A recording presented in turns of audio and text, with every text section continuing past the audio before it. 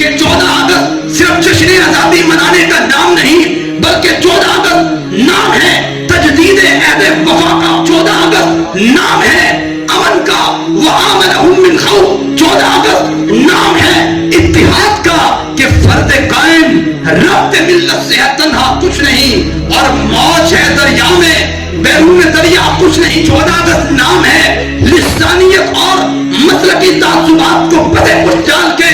وَاعْتَصِمُوا بِحَبْلِ اللَّهِ جَمِيعًا، 14 اگست نام ہے جدید دور کے تقاضوں کو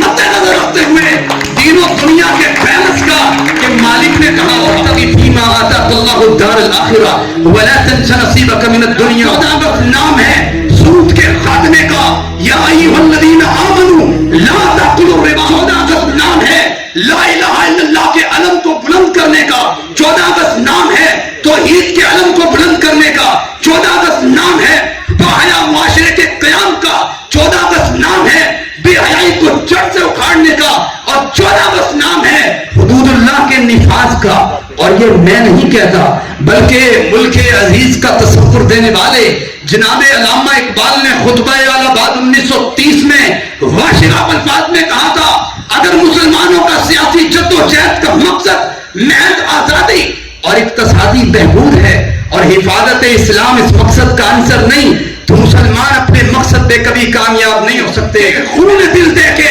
نکھاریں گے رخے برگے غلام، ہم نے گلشن کے تحفظ کی قسم کھائی، اور اگر جمع ہو